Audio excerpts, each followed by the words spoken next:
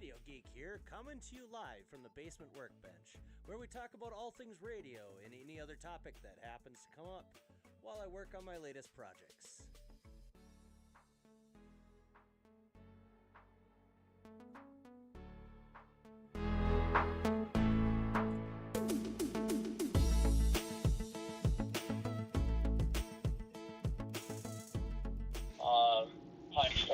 Hey, Paulie.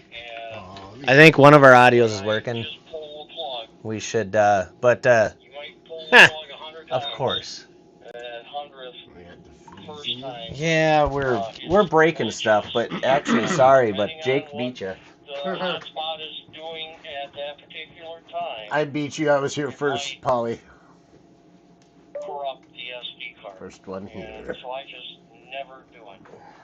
Jake's breaking everything. Never Then he's just gonna blame it on it. Could have had it. If you had a Mac, it wouldn't be a problem. Working, where shutting it down orderly from the Pi-Star dashboard has. We got two audio captures off the same one. Yeah, we're gonna fix that here. I think that's this one right now. He got some audio. Yeah. Well, Jake decided to bring mics, and then we promptly broke everything. So, trying to fix that here. You know, what's a Radio Geek stream without trying to fix the actual stream? We're gonna.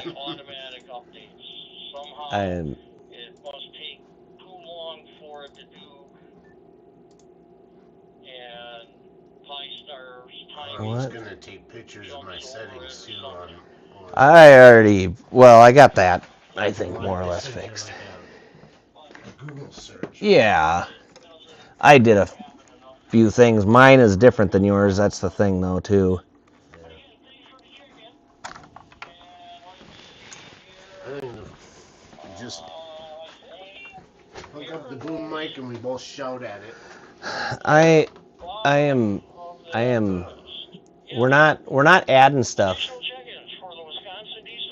Yeah, that is why we can't have nice things. It's all Jake's fault. Oh, goodness.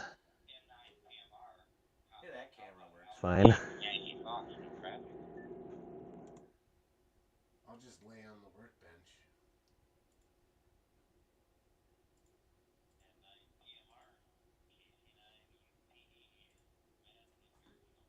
Hey, it's Matt.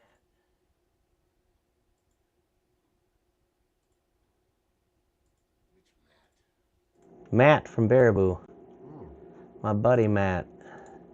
It's on the fire department with him. We're listening to the Wisconsin D-Star net right now. Not the big fat Matt. No. We're just going to do this. You're definitely too far back. But I'll just lay over here in the corner. Hello! Look, it's working. It will work. Maybe.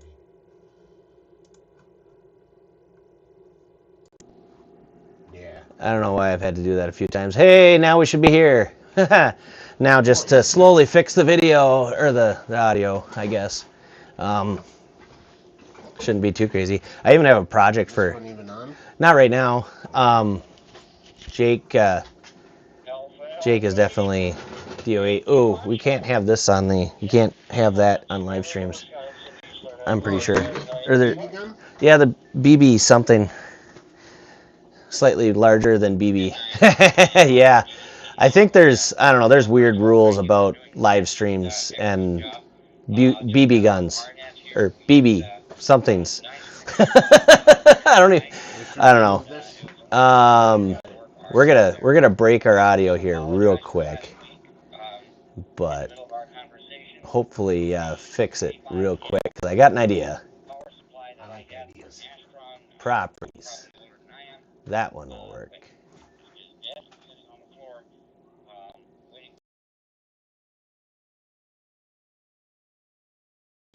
Huh. Yeah. All right. We still got audio. Mine's on now. Is yours? I think so. I sure? tapped it. Tap yours. Yeah, that's mine. Okay. So let's try this. Or else we're just gonna go back to Jake. We had the wrong gender USB-Cs. we're trying to plug a bunch of male. Well, we couldn't find a female like normal. All right. Both of those are mine. Yep, and it's still you. So Now I'm I in think stereo. yeah, yeah. We're just gonna turn the boom mic back on, and one of us will use that. And honestly, the boom mic's pretty good. It'll probably pick us both up just fine anyway. But, oh well. As long as you need to scoot in here. Yeah, I know. Scoot over more. Or we just adjust the camera, I guess. See, Jake's here, alive. I'm alive. I got my funky hairdo going on because it's my birthday. Yeah. My birthday hairdo. And my um, new shirt. hello. Here. There you go. Give me that. All right. Oh. I dropped it. I forgot those things exist. Oh. I can put it out for you. Yeah, like come I on. do for Katie. I don't have. Although we're probably not that much different. Probably But we'll not. leave that one alone. I don't see her in the chat yet, so she must still be putting River down. Whoa, Probably. that magnets to stuff. Yeah. Here, we'll just put those away for now. Hello. Hello.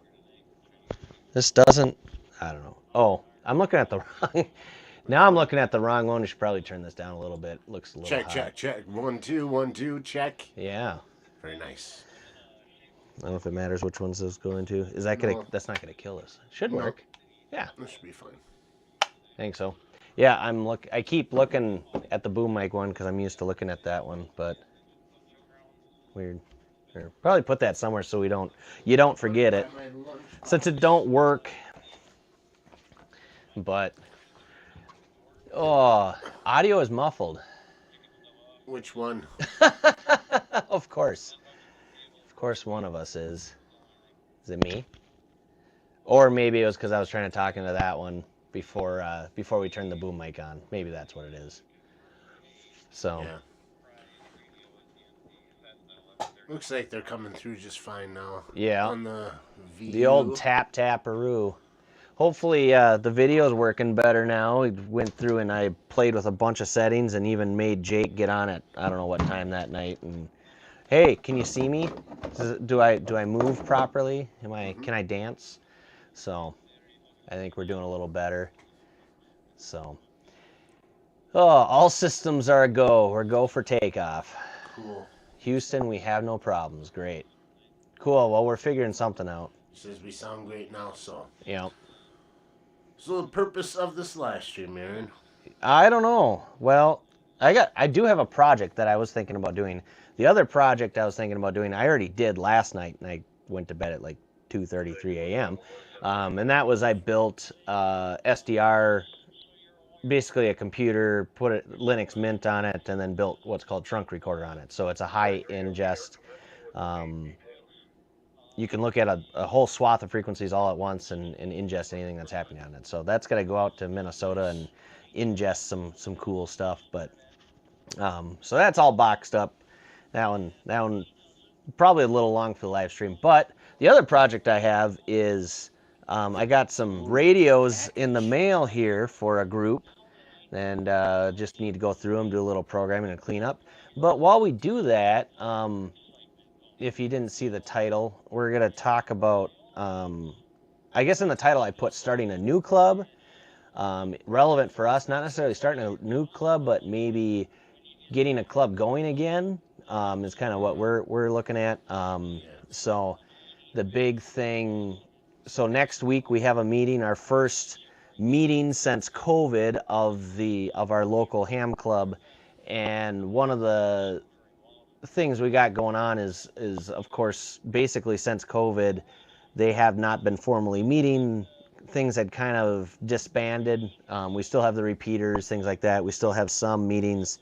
We still have some meetings as far as like a monthly breakfast, but not really formal meetings. Nothing. Not really any club activities outside of that. 2 years ago, well, last year, I started, hey, let's do field day. And so we were hosting that. This was the second year we did that, and trying to get some of that stuff, trying to breathe some life back into it. So we've scheduled our first formal club meeting, but as far as we've been able to find or talk to anybody, no one knows where the bylaws are, the Constitution, any of that stuff. So all of the official things or the technical things that make a club in the eyes of the FCC or any other entity out there, ham-wise, it's required that you have so many officers, have so many members, have a club call sign, which we do. Which well, and a club cool. call sign's not a requirement. That's But true. there are requirements to get, and that's one of the, you have to have a club to get a club call sign. Yeah. And one of the basic requirements of that is to have a meeting at least once a year, and to have a minimum of 4 members. So, which I hope we're gonna hit that. But part of this is I think one of our biggest questions is maybe for tonight to talk about and put down on paper. And I have both a notepad here. Good, because I forgot paper. I brought the I also have a notepad here that I put on the Nice. screen that we can look at and type into, so everybody else can see too. But, and this is, well, we can get rid of that.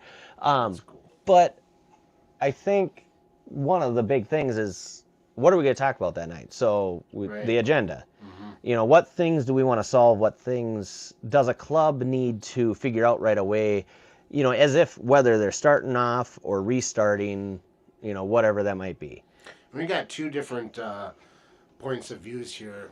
As far as you've been in clubs, you've been around radio a long time. I'm a new guy, and now I'm going to be president of this club, and I'm like, what the heck are we going to do, man? I don't know. All hail the Grand Poobah. I don't know how it's going to go. I kind of have some thoughts or ideas, and maybe that perspective will be a good perspective to have. But I think between the 2 of us, we should be able to figure this out. But I've been at the Bear Grease meeting, so I got Bear Grease info for you too. I kind of know how that goes, and it doesn't have to be strict. It doesn't have to be, I call this meeting to order and I smack a gavel down.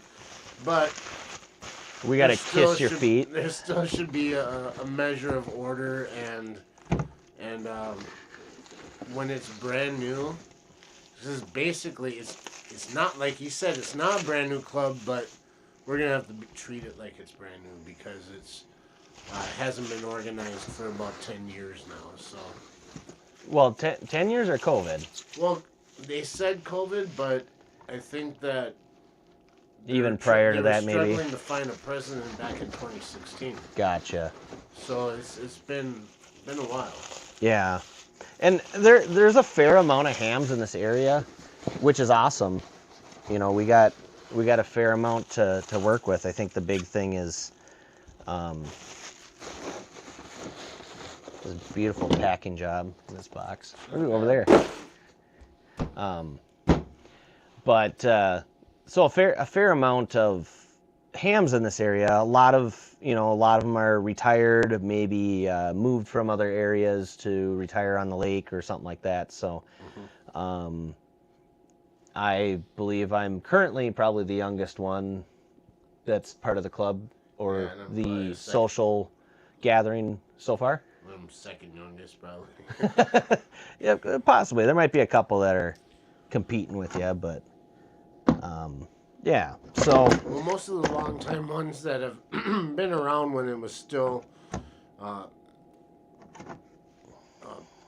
club that was in action, having regular meetings and being associated with all these different organizations. Like, for example, they want me to work on a new net preamble, which is not something of great dire need, but when you have an outdated preamble to a net stating what the club is, purpose of the net, who we're associated with, and a lot of it's outdated, Um, that's that's stuff that I feel needs to be kind of nipped in the butt because I don't like being I don't like misrepresenting. Saying, for example, being with the Wisconsin Emergency Management, Aries. we're not associated with them really. Yeah. Eventually, get that back in the groove, but um, having it be organized, that's the thing, and not just a coffee clutch Yep. of guys. And Which and there's what the nothing thing wrong is with. There's that, nothing wrong with the social aspect. right? And that coffee clutch of guys is what's kept the repeaters going, kept the call sign going, And some of and the spirit contacts alive. we have. Right. Yeah, and if it wasn't for that, then there wouldn't be anything. But Really. I mean, So, we have an amazing repeater network. We have 3 repeaters that are all RF linked. Um, you know, we have some club assets technically beyond those, and you know, just maintaining them, use of them, you know, plus other things, and helping others. Hey, Matt, heard you on the D Star Net. We were on it right at the beginning of the stream here, but we're talking about your favorite topic here. As you know, we've both been part of a very big club actually down in southern Wisconsin. Is my last club, and technically I'm still a member because anybody can be a member. And hope to get down there for the Ham Fest they hold down there, the Circus City Ham Fest on, I believe it's August 29th or 28th, whatever that weekend is. So, um, but yeah, what was I talking about? Oh, and you know, there's some really cool things about it having a formal club. Some things that I enjoyed, you know, that are going to take a while to get there if we ever do. But you know, like some of the club things, like maybe the club buys an HF radio or has, you know, whether we can, you know, there's a couple guys that are interested in trying to resurrect some VE testing in the area. Or even helping out, you know, just maybe at some of the local ham fests with VE testing at least. Um, but then, you know, some things like antenna tuners, crimpers, you know, some of those tools that are very expensive to get a nice one, that you don't need a lot, but maybe the club can, you know, eventually buy some of those things, and it can be, you know, hey, you're a member of the club, you can check these things out and utilize them to work on your station or for a project or whatever, you yeah, know. because it'd be encouraged as a member of the club. We would want your station to be tip top. Because once you become a member of the club, you also represent the club. So Yeah.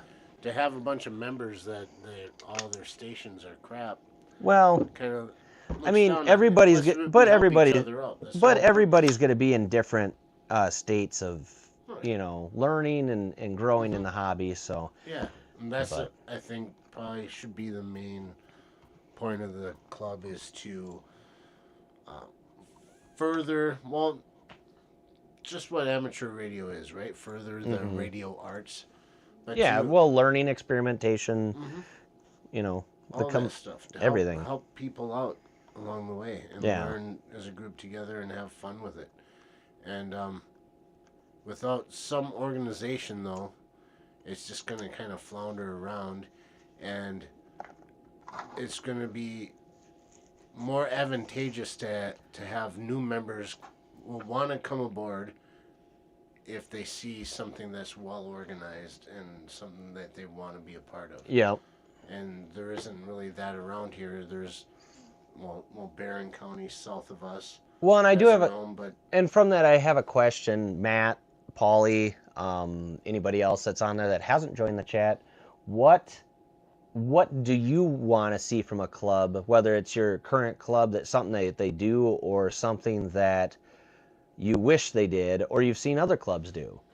For me, um, some of it has just been one, you know, some consistency, like consistent meetings.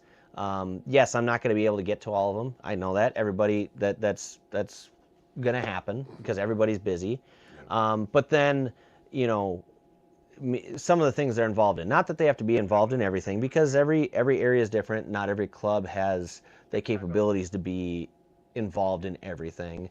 But you know, maybe at least, you know, whether it's some type of field day, Maybe a ham fest. You know, those take a lot to put on.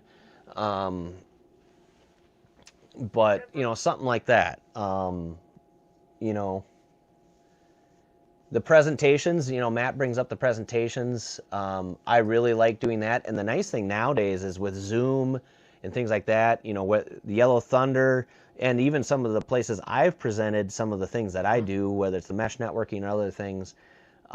Being able to present those to clubs all around the state and even other states too via Zoom or even in person. So there's some, because everybody, that's the cool thing about a club is you get exposed to a lot of different things you may not be involved in, whether it's, you know, talking on satellites, you know, some of the more networking stuff of ham radio, deep into HF, a lot of the theories of HF, MCOM, all those different things.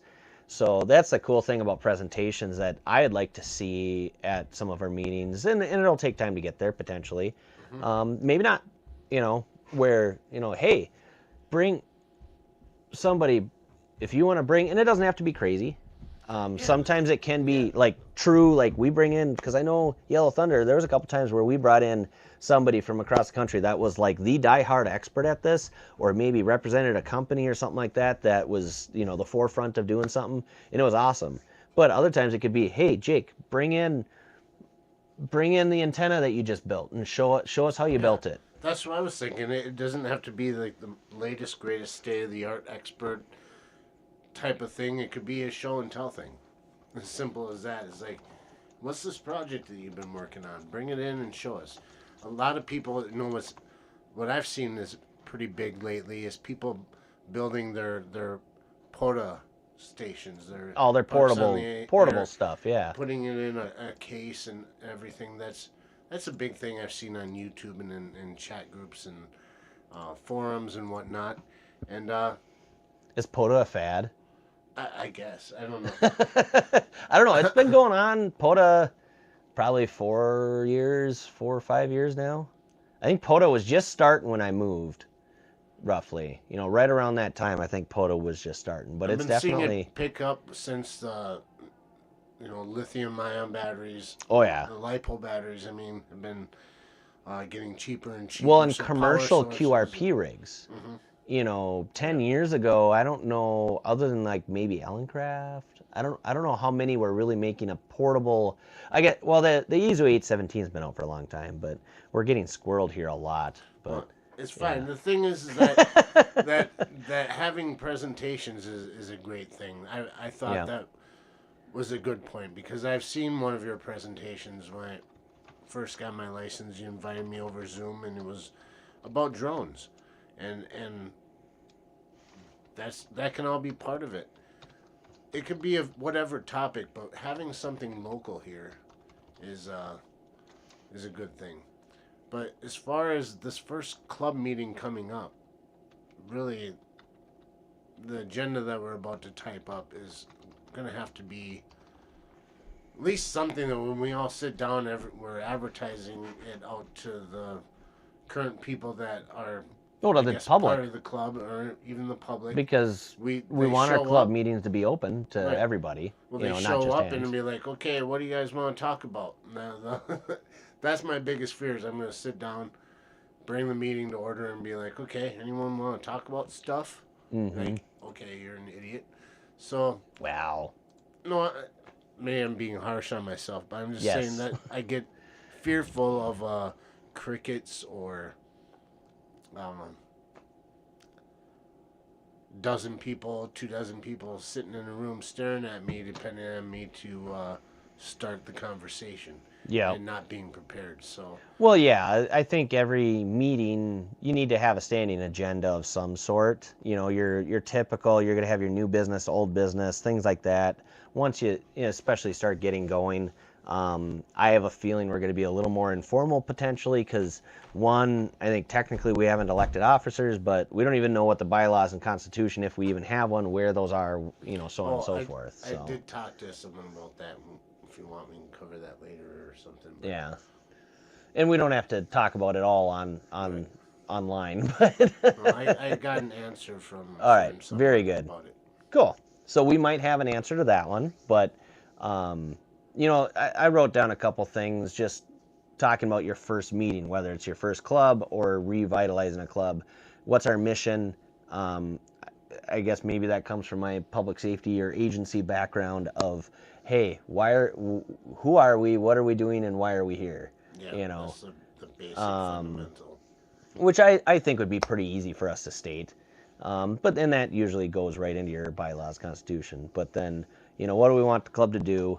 Um, and right now we're probably not gonna try to we're not gonna shoot for the moon. I think part of it is let's get the organization going and keep it simple for now. We have nets. We have technically we've been holding field day for 2 years now, and we submitted underneath our club call sign. And we have a Saturday brunch that rotates across the 2 counties. Yeah, consistency is what Yeah. I would like to see Yeah. myself, and that's why I had told other members that have been kind of keeping it going. Um, his answer was, "Who wants to do net? Who wants to be net control?" And if no one signs up, we just won't have a net that week. So I stepped up and said, if no one else says they want to be net control, just mark me down for it. That way we have consistent nets once a week, like we say we're going to. Because it's just In some you're not weeks, going to be listening for it on the radio. Yeah. If you don't think it's going to be there, then most likely you're just going to look somewhere yeah, else. and I've been there, done that. I know Matt's been there, done that. You get the net, whether it's the Aries net or what have you, and you get one check-in, and it's the same person, and it's like, why are we doing this? But Yeah. then the next net, you get those nets every once in a while. Hell, we got 3 or 4 people, or the person that's traveling through the area, or what have you. And I can say I think our analog, the use of our analog repeaters has picked up, which has been nice, especially during the day. Now sometimes I think that helps. There's a few retired guys that are on it, but that's awesome. Yeah. You'll, well, he's about 50% time, I will say, but it is what it is. I Yeah. don't mind. I enjoy being net control, at least for now. Maybe it's a new guy thing, but I like it. I like trying to. Maybe it's part of being like DJ in the past, where you kind of get the party moving, or you kind of direct things that way. I feel that way being net control is like getting conversation started and playing off of what other people are saying. It's fun for me, and I don't know if every net has to be like that. I guess there's some nets where it should just be roll call. Are you here? Are you making it? Yes, good, and on you go. But I do like a net when it's a little bit more social. Not a ton of rag chewing because I don't like waiting in line for 45 minutes just to say hi. But at the same time, a net that's done and over with in less than 5 minutes is kind of pointless and boring to me. I don't know. Yeah. What's the topic? Or, hopefully, I enjoy, Polly was given, I don't know, he said it a couple times in the chat, like, I won't ask any questions, I'll let you get stuff done. And I'm like, yeah, but that's what makes things interesting. And so that's one thing I've liked about nets. There was a really good one when I was a young ham in the cities, a roundtable net Sunday night. I don't remember what time it started, but it went for hours. And guys would drop off just like they do on an HF net, where they'd say, hey, I'm not going to be here for the next round. But people would ask questions. They'd put things up for sale, all this stuff.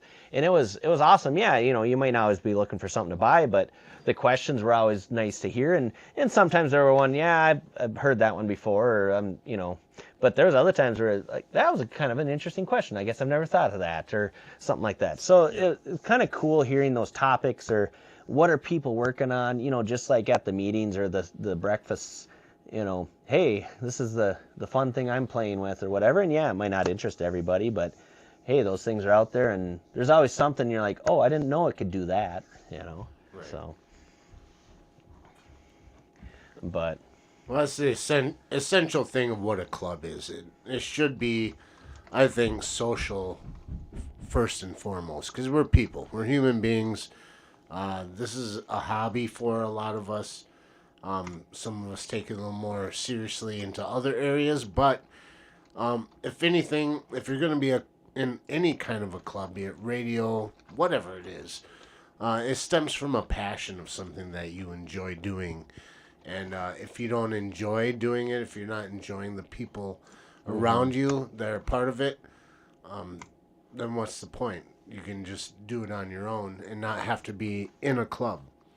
So, at the same time, I think of it as like when I was younger, so to speak. I wanted to be just start a club for no reason, just like have a clubhouse. Having being a kid in grade school or whatever, and you just like, what is it about? I don't know, just friends hanging out, and we're in a club now. Yeah. It's a little bit of that, along with a functionality of a purpose, and that's where the mission statement would come from. But also, to me, at least in my mind, and I don't know how many people would agree with it in our area, but I see radio communications as being something essential for when things go bad, when things go wrong, And even day to day sometimes. Yeah, day to day communications. Yeah. There's We have a lot of areas with little to no cell coverage. Yeah. So it's and all of the technology that's involved in that is just very appealing to me as well. But but to have like a purpose of a club to keep these repeaters going, to keep them up, keep them running, it takes people behind the scenes to do that. Eventually, things rot away or they fry out or whatever. Equipment doesn't just run forever without somebody maintaining it. And who's going to do that for this area? And being that it's been such a long-term, not long-term, but a long-time standing organization. It's been going on for a long time under different names or whatever. I felt it'd be a pity, I guess, for lack of a better word, for it to just see it go away. Yeah, just fade away and Yeah. into nothing. Because there was a lot of hard work that people put into in the beginning to make this happen, and I just would be ashamed to see that go Yeah. away. Yeah, you're right, Matt. That's I mean, we saw it down Yellow Thunder and it's the way it is. I mean, I don't know how many people we have on paper for the Yellow Thunder Club. It's a pretty big club. I know at one point we were pushing 60 or 70 members, but you'd still only get maybe 10 at a meeting, But Polly brings up a good point that I like. I was never a member of a club when I was first licensed, but a new ham looking for an Elmer, looking for a place to learn, and that's a great thing for a club to be able to be, because you might reach out to or be able to talk to somebody on a net or on a repeater or something like that. But again, with the club, you're going to have people there that can teach you all kinds of different facets, not just, well, I'm really only into this, or I'm only into repeaters, or I'm only into HF, or I'm only into FT8, or I'm only into MCOM, because especially as a new ham, as Polly is, or even Jake, I've been a ham for a little over 20 years, and there's still things I'm exploring and playing with, because it's just like there's so much in this hobby, which is the great thing about this hobby. But Matt brings up a great point. It's a full-time social club, part-time user group. A lot of it is the camaraderie and the common interest that we're all here for. But then, maybe we're going to go do this event together, and not everybody's going to want to go do field day. That's great. Not everybody's going to want to go do, help out with a parade or something like that, or whatever it might be, or get together on a night and just do some operating during the Wisconsin QSO party or whatever. Yeah. But to be multifaceted, so at least something is there. Exactly. Otherwise it's just nothing. Yep. And nothing is just dead air. Yep. That it is. So yeah, yeah, and YouTube can be tough to find the correct information, but then again, just like talking to that one person on the repeater, it's kind of coming from their perspective. And at least that one person on the repeater is probably local to your area and what you guys do and what's around you. But, that's everybody's got their biases or whatever in towards their certain technology or brand or whatever it might be. I mean, I do, Jake does, everybody does. It's just the way it is. We like what we like and we don't like to change. Right. But yeah. I'm finding it kind of refreshing. One of my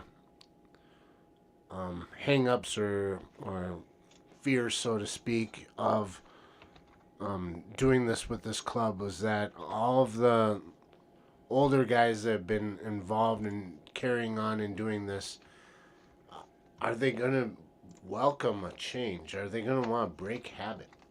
Because I know how that goes sometimes, and I've been pleasantly surprised of. I think they're all looking to see some kind of a change, some new life, being breathed into this club, and so that's been encouraging because When I hate to say it, sometimes they use the word young blood. yeah, like they're vampires. Well, and I get it. I've heard it not only from this group, but even from some of the hams further north of here and some of the other more very rural counties as well, that like guys are like, yeah, I haven't heard from this guy for a long time. I have no idea if he's even still alive or this or that, and things just kind of fell out of touch with people. And that's, trying to connect the hams of the area and again, give everybody the full-time social club that or social group that Matt brought up. So yeah. That's life in general. People Yep. drift apart. And I think part of it too is if they've been involved in it so long, maybe they're getting a little tired of always being the go-to guy, and they just want to maybe sit back and relax and enjoy a little bit of about being part of the club without having to be the full-time user. Maybe they want to be the full-time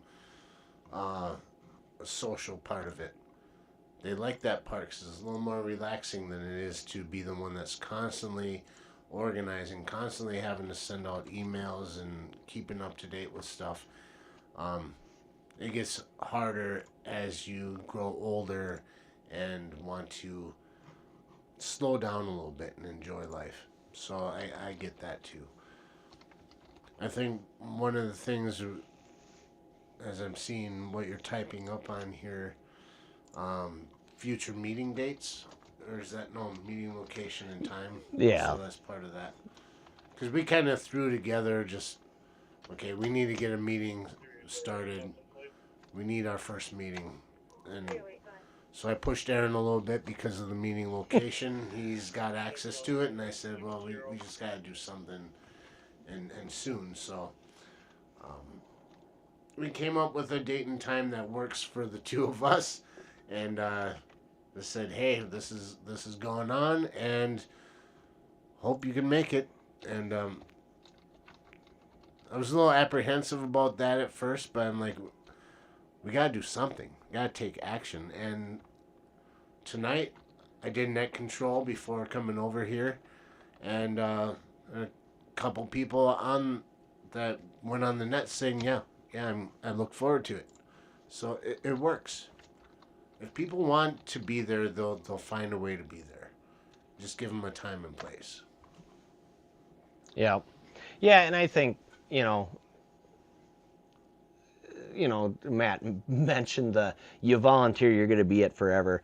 And I think there can be some truth to that, but if you get a good group, kind of like Yellow Thunder, I've, last meeting I was at or checked into, trying to recognize some of the faces that are sitting at the table. I know a couple of them, but obviously there's some newer hams or new to the group that are now club officers, and that's awesome. Yeah, Jake has decided to take on this role as president, but hopefully, we have a couple other people that want to step up and assist. you know, and it might be a little tough at first to get her going and others involved, but we'll get that group developed. And Yeah, the thing is, it's not going to be a group of 20 people. I don't yeah, think. I mean, there's 20 it'll people take on time. the email server, but how many of those are actually even reading their emails anymore? I don't know. But it's just going to be a smaller group as long as we can start with something. And we've got a lot already established. The fact that we have, like you said, the repeaters and the infrastructure around them up and going. Um, no, there's not a whole lot of new clubs that just start out and have RF repeater linked repeaters in the sites that we have them at now. Yeah. With the coverage that we have, Yeah. it's pretty awesome. I know of a club. There's supposed to be a meeting tonight. I hopped on, but it didn't. I don't know. I haven't heard back from John, so hopefully he's doing okay. But hey, Katie, let that guy on. Well, at least we let him on, but we kept his better half away. So yeah. Hi, sweetheart. But yeah, I always, yeah, even with a bigger club, hard to get that participation because, you know, again, what your participation is, obviously there's the club meeting, and with the Baraboo Club, we had members, like, for instance, myself. Now we have virtual / in-person meetings that I can get on, but I don't always get onto them remotely. But obviously, I'm not going to drive down there. There's been a couple times I was in the area, and now it's a Monday night. I keep forgetting that it's moved from Tuesday to Monday night. But yeah, you know, you got a lot of club members that may have joined just to support the club, or they use the repeaters, so that's why they joined, just to, you know, donate to the club, which is great. You know, that's, you know, greatly appreciated. But, you know, they're gonna not necessarily be high participation. You know, right. There's a gnat flying in front of my face, and it's annoying me. That's been bugging me too. I just kind of stare at it. Yeah, you definitely get out of it what you put in it, like Matt said. It is hard, you know, and that, I mean, there is truth to what the guys have said about, you know, the younger blood, because when you get older, as I am, you know, I just want to go fishing. I want everybody to leave me alone. I don't want to go around a bunch of people and have to herd cats or organize in something. You know, in 5 years, 10 years from now, am I still gonna want to be, you know, herding field day? Hopefully, but maybe not. Maybe I'm like, hey, young Nathan, that's a ham now. Your turn now. You know. And that should be part of the enjoyment of having a club, is to get the interest out there, because we don't live forever, and somebody might come along and find interest in radios, just like we did when we first get involved with radios. Man, this is awesome, and we hit it hardcore, and we have all sorts of questions, and that's the younger side of it. And if nobody's around to show that, then that avenue is never going to be there. And you never know what young person might be out there just kind of looking for something that appeals to them. And if they're never exposed to radio, which could have been like the one thing that drags them out of a bad situation or depression or whatever it is, a lot of times these hobbies are what keeps people going, keeps them alive as a human being, when they find a passion of some sort. So if it happens to be radio for that person and they never know it, I'm just saying that sometimes these sort of things can almost be life-saving for some people. And that to me is another reason why I want to keep this going, because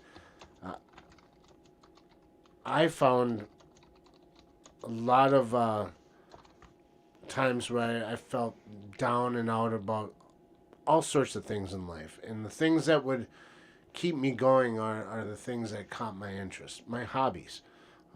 I like to call them passions more than anything because it's like it's just something you would do whether or not you ever got paid for it. Like you just spend your free time doing something, fish keeping or playing with radios, music, photography, art, all those things come to mind for me. But if you don't have the exposure or have an outlet to go after those things, it can leave you in a very dark place in life. So having a club, a local club, I think could potentially help people, and that's where the young blood comes from. Um, Keep it going, keep an eye out for the young ones that have interest, and help them along the way. Don't shut them down when they have new ideas. Don't gatekeep. A lot of hams are known to do that. They get a bad name of being sad hams, where they don't want to they don't want to change things. They don't want to try new stuff. Uh, And even if they don't, like, hey, I get it. Even if they don't want to. If you don't have an don't interest, I don't look want to play down with that. on That's not real radio, or this or that. That's something I hear a lot. That's not real radio, or, well, it's if it ain't HF, I don't care about it. Okay, that's fine. You know, so what? But others have different interests other than just HF. HF is one facet of radio, and there's a lot of facets within HF, of course, but there's a lot of other stuff out there that's, from satellite communication to all kinds of really cool stuff. But, Paulie asks, can he, join or support the club? And yeah, at some point, I don't think we know what that looks like yet.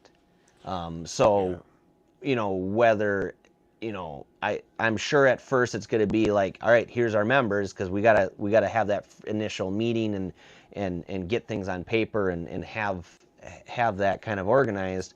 But then, what does it look like in the future? Eventually, are we going to have a $5 a year due or something like that, just to help, build up an equipment repair fund, or whatever we want that to be. And that was the thing I was thinking about. Is like, I think we should have membership dues. At first, I don't know if that's going to be a thing. Make it a volunteer, but then what is the due? How much is the due going to be? I told you I talked to, I forgot the call sign. He said he knew you. I talked to him on D-Star the other night. Oh, you talked to Rick. It's the other Rick. Oh, BJN. Gotcha. Enzo BJN. Rick, So- Minnesota. I was thinking somebody else that I 'Cause know you told talked to him as well. slightly about the situation of what's going on, and he had all sorts of words of advice. Paulie wants us to take his money. I'll take your money, man. That's for sure. And he was saying something like, a newer club, especially with less members, you should charge more per dues. Because you never know when a repeater is going to go down or whatever this. And I don't know if And I I agree with that, and I but said, well, and he was thinking $35, $40, and people are going to balk at it, but you need that. And I said, man, that's kind of crazy, because I was thinking about $20 being way too much. And so Yellow Thunders is 20 for a year. And I think that includes if that's one or if it's a family, and I think I'm trying to remember. But that's what Bear Grease is too. Now Bear Grease, we primarily put that money right towards the repeaters. We don't donate to the repeaters we use for Bear Grease, but it's a little different club. But right, um, 'cause that club's very pointed at a correct, single one event, Yeah. which that event changed if you hadn't noticed. It's going to make our life interesting. We might have to do a live stream about that. I guess we'll have to talk about that, because I didn't see that. Yeah, that got texted to me. Anyway, we'll talk about the it's public, but yeah, the course changed for Bear Grease greatly, and this is gonna make Jake's life fun for his inaugural volunteer We're coordinator co-chairs on position. Yeah, it's a lot of stuff just got thrown out the window for us. But anyway, it changed a lot. Life's an adventure. Exactly. Anyway, But yeah, when do we charge dues? How much should we charge dues? I don't know if that should be But a that's stuff part of for the the club first to come up with. That's what's, right. nice. So are those sort of things taken as a vote? I mean, are most Typically. because what I'm thinking about, like when a new club is formed, if you only need 4 people, can you just say before you don't even have to vote on officers? Just be like, you're this, you're this, you're this. Those 4 people, the reason why there's a minimum is because that's the president, vice president, secretary, and treasurer. Right. So those 4 people are typically your officers. So I was gotten stuck in a conundrum in my head. Okay, which comes first, the chicken or the egg? So it's like you call a meeting to order to elect officials. Well, who's gonna be directing the meeting to begin with? Does it have to be that complicated? In my mind, I'm like, well, I want to do it right. I mean, I just don't know how that works. Yeah. So I think the biggest thing is, going into it, I wouldn't worry or really, someone might bring it up, but I don't know if I would really worry about the dues part of it, because you can have a club, like our Midwest Digital Network Club, Wisconsin Interstate Network, we have members, but we don't have dues. It's all a donation based organization. And we purposely keep it like that because and that's a very mission oriented group. It's not necessarily a club like this is going to be. But to me, I could see, hey, we're going to have consistent monthly meetings, and then maybe Jan 1st, we're looking at, doing some type of dues. Because there's other issues with dues. Because now we have to have a bank account, and we got to do taxes, and so on and so forth. Yeah. There's a lot that's going to go with that once you start having some type of monetary value to the club or fiscal responsibility. That's what I was thinking about too, because then I looked all into the becoming incorporated and having a That's what it is. All right, business Paulie. name and all of that. So, do you? Yeah. Yeah, I think, and Matt might have to remind me, but Yellow Thunder, I thought it was 20 for individual and/or family, but maybe it was like $5 more for the family to add, because I know when I did the family, I added Tracy, even though I think technically she got a free one because she took her test at the Hamfest. But yeah, no, and that's I've seen that before. That's pretty easy one. I think the original form that we got in all those files for this club, they had family and individual, but they didn't show associate membership, which I think is intriguing to have. What's to the difference? To want to be involved in a club. Well, see, with an associate membership, I would believe would be someone that doesn't have their license yet and cannot. Thank you, Google. That's not what I wanted. Cannot vote or be a part of the voting class of the club. So they're basically being associated with the club, can partake in everything else in the. Just not a voting member. Right. All the benefits of being in the club, but you can't vote. Yeah. On Yeah, issues. like, Yellow Thunder, you have the club equipment that you can utilize But and to things be a like full that. member, you'd have to have your ham license. You have to be have your license in good standing. Basic things like that. So that's all things that you'd put in your constitution, and then of course the bylaws are going to be more of the nitpicky things. It spells out some of the things that come on into that out of the constitution. I'll be right back. Okay. I've got full charge something. of the stream. You should still be able to hear me.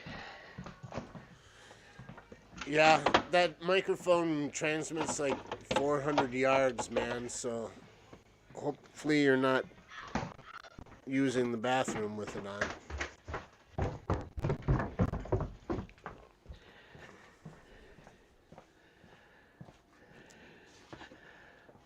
know what kind of live stream this is. Oh, those are cold. Ones that have beverages. They're just Yeah, Jake's gonna be sleeping on the couch tonight. There's a lot of deer between here and Spooner, so little different. Fundraising group elected temporary board members These are to for get me? things off the ground, with the understanding permanent board members would soon be elected. Yeah. Yeah, and I mean, you can, yeah, whichever ones you want. I don't care. Wasn't sure what your preferences were. Don't spill them on the motos. They can't handle it. Nope. These I've actually figured out. So the project that I at least pulled out, these are some Motorola DMR radios, just basic radios. They have no IP rating. I Or don't just know what because they the are. batteries are off. Well, yeah, I mean, they got no IP rating because the batteries are off, but I'm not sure what they are normally. And then I see a nice gasket around the. They might be, I'd have to look it up. They might only be 54 though, IP54, which is like you can spray them with a water jet or whatever, but not submersible. You can spit on them. The XPR 7350s, but for the mountain bike team here, because most of the events that we're running, have zero. Well, your BK can, but it's being held together by a zip tie. So 3 zip ties. oh, 3 zip ties. Okay. My ICOM can, that's over here too, that you can't see because the meeting agenda is in the way. But what were we talking about before I squirreled like a good Wisconsinite ADHDer with beer? Oh, Matt, yeah, the fundraising. And that's one thing, like, we could, at our initial meeting, all right, here's our initial board members with, depending on if we ended up locating some type of constitution or bylaws, if it's outlined in there when our normal elections would be held, but we could set a date of like, hey, January or February or whatever that meeting would be. Well, I can This just is say, the date I'll where we're just say gonna right elect. now that the Constitution and bylaws are nowhere to be found. Gotcha. Which is what I assumed still. But there's the sample ones like I sent you a link to. ARL has them. Yep. And it's pretty straightforward. I read through all like why, and I educated myself on that. Let's take them and kind of tweak a little something. But are those usually written up in a meeting? A lot of times it might be, and what it might be we put in here for the agenda is not that we're going to write them up in a meeting, because that's we can discuss them, but maybe Key a couple points. people that want to take that on, to actually.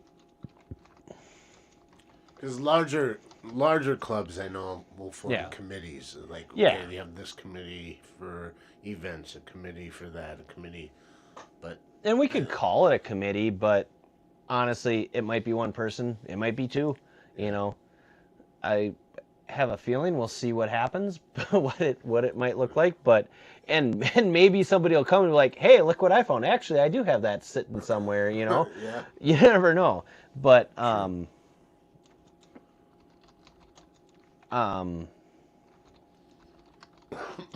so maybe it's who wants to take on writing or finding them. I wish I was writing this in Word, but I don't have Word on this computer apparently. I should put it on here. No, Katie, So- your BK is awesome, and I tell you that all the time. I wish it was mine. He likes Burger King.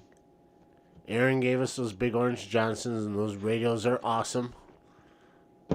But that BK, I love the menu setup. I just, maybe because I'm so used to it, but It's a lot of it. it's just, I don't know. I like It's a nice the size. functionality of it. So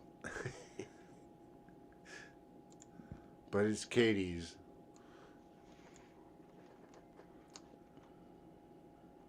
I have to take I might a small actually get loan rid just of- to find a used one. yeah, I might get rid of the mission for now, just because that's kind of what we want we want the club to do. Yeah. Maybe that's all part of one thing, but I don't know. I don't want it to be a terribly long meeting, but I mean, I've been at Yellow Thunder meetings that are I don't mind a long meeting when it's enjoyable, as long as it's productive and having good discussions and, Yeah. and and, Doesn't get and where sidetracked. we come from, where are we going, Yeah. we do have some of the history. I was able to find the cache of the website and pull all the files off of it and pull it down, so I was able to get some of the stuff off the old website.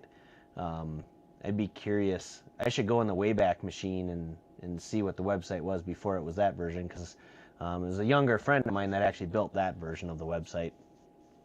He's no longer with us, and but I know he wasn't probably involved in it too terribly long, honestly. Only a couple years, maybe. Mm-hmm. So, yeah.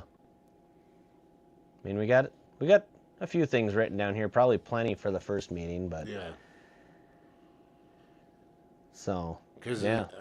any one of those could probably branch off into a longer. Oh, and it discussion. will. It definitely will. And yeah, you might talk about one thing and it branches off into other things, and that's just up to the secretary.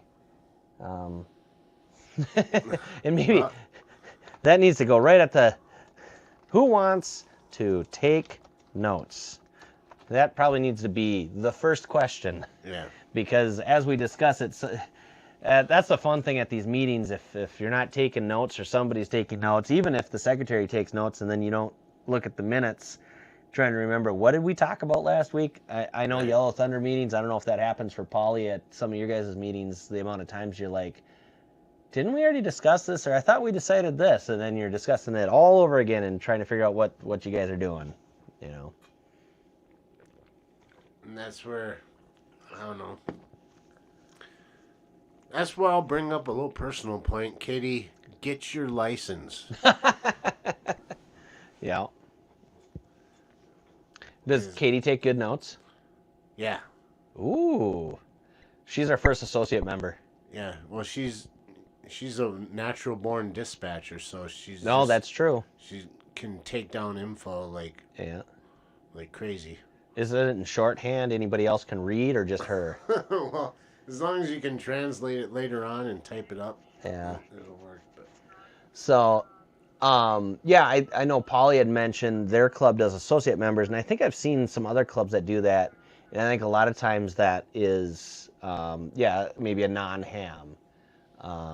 So they're not able to vote yet, but maybe they want to still support the club. They're working on their license. Maybe they have a couple of Elmers, whatever. Not that you have to be a member of a club to have an Elmer, but right.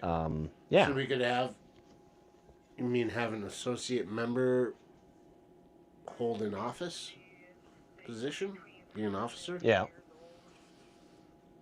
Yeah. that's all within like whatever the bylaws would be. Because I've seen sample ones where, like, well, no one can hold an office for more than a year and no more than 3 years consecutive as an officer, and all this stuff. It's like, well, I've seen clubs where that's the definitely president's more been a president for the last 10 years. Yeah, so. and that's definitely more common with really big clubs that have interest in people doing it, to so they can make sure rotate. that you're not getting like a clique or something like that, Right. or one person running the show. And I don't know if it'll ever get that big around here. I mean, we don't have a huge population, so it's. I'd be happy with 10, 12 members, because that's, I mean, could we get more than that? Absolutely, but I think that's a good goal to shoot for. Yeah. I mean, I guess if my entire family gets licensed, that's 5 right there. But that's not the normal. Right. So, Polly mentions the local events you can set up at. Yep, EAA. So I don't know if you guys had a club booth there. I never got into the hangars with the vendors, but I know there's a lot of hams that obviously went to EAA, but then operated at the 2 different special event stations. The one in Warbirds, W9W, and then the one over in the Pioneer Airport. I can't remember the call sign on that one. That's Fox Cities Club kind of runs that one. So usually a good group running those, and people from all different clubs that are going to them. And the Pioneer Airport one is kind of cool because that's Kid Ventures over there, which is, from what I've been told, going to be moving into the EAA grounds in a couple years. Not sure about this year, but at least in the future, they're building some type of venue for that inside of the normal air show grounds. So not sure where the special event station is going to go, but it's kind of cool. I know that we didn't get there this year, but the first year we were there, they were very forward to the kids and the families about kind of showing them radio and all that. So but there are things like that. Things like, well, an associate member, especially if you're running like quorum rules and things like that, that could be important. So if you have people that definitely live out of the area, sorry, I squirreled again.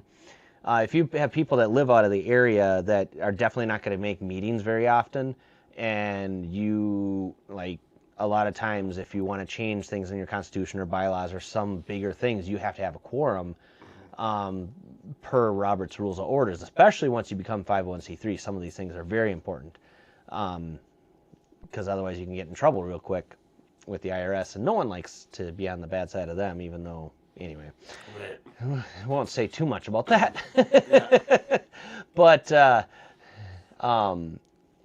that could be a way to help reduce those potential issues if you do end up with a lot of membership that isn't normally at meetings or outside of the area that just want to support the club and be, involved in a loose way, I guess you could say.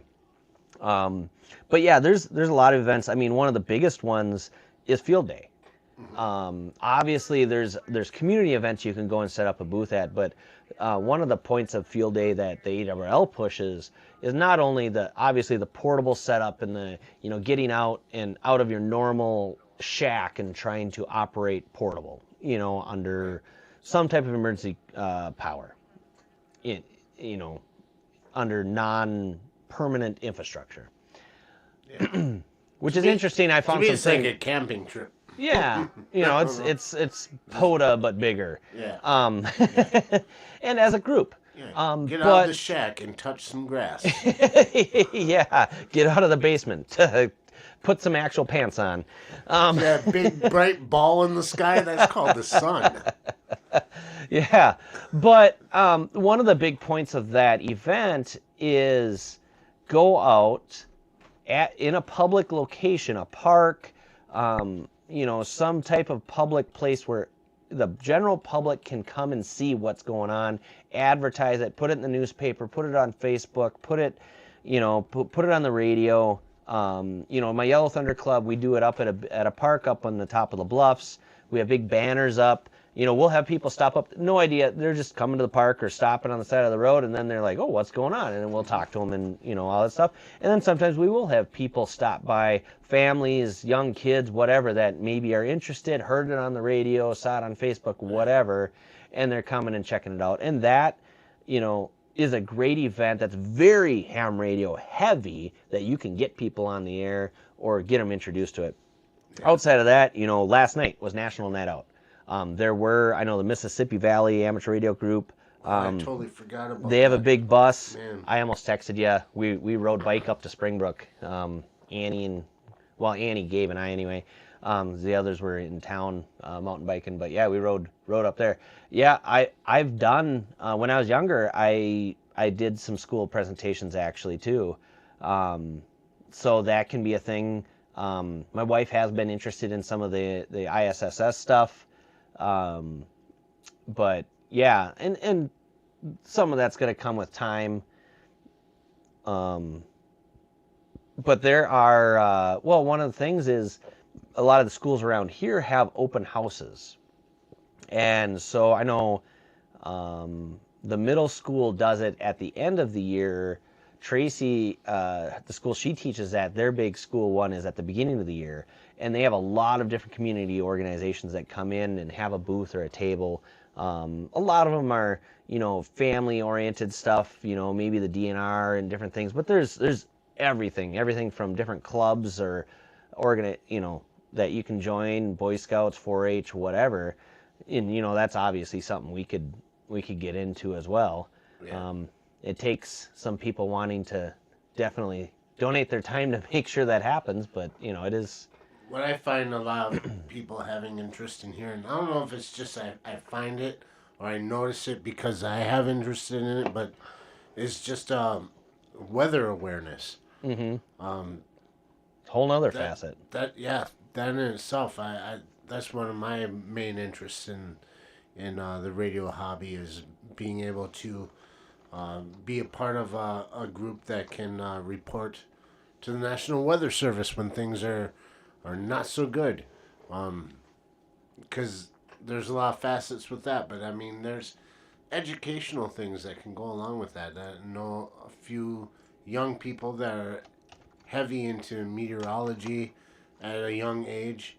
There's Harris the Weatherman on YouTube here that. What's that one that always yells the weather? Was he in like Nova Scotia or something like that? I think so. I don't remember. I don't know. Anyway. But there's that facet of it too, is radio communications used in different areas of different I don't know, not just for the sake of playing on radio. Of course, everyone knows of law enforcement, emergency management, Public safety in general. Any kind of public safety. Well, not everybody. You'd be surprised the amount of people that are like, "What do you do for a living?" "Well, I work on radio systems for public safety." Huh? They use radios? Like there's a lot of people that have no idea the amount of radio use and that they still exist and are used daily, thousands, millions of times a day by first responders around the country. Wow. Yeah, it does surprise. I mean, I'd say 65 to 70% of the time, everybody's like, they still have no idea what I really do because it's, confusing to some people. They just think I climb towers. But, a lot of people, they think that I am, well, there's a fair amount that kind of understand it or kind of have an idea, but then there are, probably 1 in 5 at least that's just like, huh? What's a radio? Or they use radio? Or I thought that was like, they're thinking Morse code or, something, some old CB school. Yeah, that's a common one. Oh, they still use CBs? I've heard that. I've had that question. Some they weird. call all radios CBs. Yeah. So. Yeah, that's always fun. But there's a lot of aspects, and that's why I started talking about on our Wednesday night stream. The first couple episodes is just how much radio communication is used. Everything wireless. Yeah. Bluetooth. Our cell phones is a radio. It's all around us. Wi-Fi. Yeah, Wi-Fi that you're probably using to watch the stream right now. Yeah. We're kind of preaching to the choir, but Yeah. your kid, who's the most pissed when the Wi-Fi goes out at home? The kids with the tablets and whatever. My kids aren't, but. But that's the thing is like how many of these things can be used into different organizations. So our microphones that we were fighting with at the beginning of the stream. exactly. But that sort of thing for community presentations or getting involved. Okay, let's go to a school. What does the school use there? Or what different? That's a fun topic. Well, trust me. Without getting controversial with the organization itself, but for young ones or for people that are willing to learn or have an open mind, they find interest in that sort of thing. And I will say, I mean, obviously there's the hobby aspect, but I will say the industry of two-way communications, whatever that looks like. Because there's a lot of things are becoming definitely more network oriented. Radios are basically a computer with an antenna on them now. Whether or not it looks like a cell phone, that's a whole other topic or question or what have you. But in the industry, which I am in, and I have been for quite a while, it is very tough to get to find people that have some type of RF background, even if it's as simple as ham radio. And so having people that are willing, changing the vacuum tubes. Don't quite do that. We have some old stuff that we're maintaining, but at least they're not still vacuum tubes. You lick the connectors. Yeah, licking connectors. Yeah, they're licking something. But it is definitely an industry that's struggling to get people. It's that understand RF or at least how it functions, and potentially learning it outside of I can type in a computer or ask ChatGPT how to fix this, whether it's just troubleshooting in general or the RF as a whole. So getting young people into this hobby, I think, is really good, because there's a fair amount of jobs, even getting into engineering stuff and different things that they'd really benefit from that background at a young age. But yeah, and the younger ones tend to seem to grasp it. They're always seem to have a better time of picking up on new ideas and not be so bogged down with preconceptions of what they think is going on. You don't have to unlearn other ideas or whatever. Yeah, and just learning radio frequencies in general. How does it work? How does that thing send out some kind of magical wave to get to that other thing to pick up on that? So just magic. Yeah. Well, at some point, a person might just think that it's like, well, it comes out the antenna and the other antenna picks it up. Well, how does that work? And if we can entice people to kind of like think about that for a second, it might lead to more and more younger people carrying on that science aspect of it and the technical side of it, and get paid very well to take care of those things. That because a lot of these industries, even in an emergency, like the fire department or the police department, public safety, all that stuff, they don't care how it works. They just want it to work. They want to push the fancy button. Yeah. They don't care about all the boops and the beeps and the bops. Yeah, but they want to push the button and whoever on the other end to answer them. Yeah, and that's like for most things. Most people don't know how our cell phones work. They just want to be able to tap the screen and the picture comes up and I can take a picture and I can send it to my friend. I don't care how it works, just make it work. But there's a whole group of people behind that, engineers, workers, all of that, just to make sure that works for them. And test one too. It's definitely a good field to get into for young people, because I think it's as the way society goes, if I may go on that topic, less and less people care about how it works. They just want it to work, and it's more a selfish thing. And now we're going to get into solving the world's problems, because I think, and some of that might stem from we're a disposable economy. We live disposable lives now. I shouldn't say it that way. Maybe not disposable lives, but the things we buy, we just throw. Once it breaks, you throw it away. No one fixes stuff anymore. You can't. It's harder and harder to work on your vehicles or anything you buy now. So no one learns how to do that. It's not common. Who actually.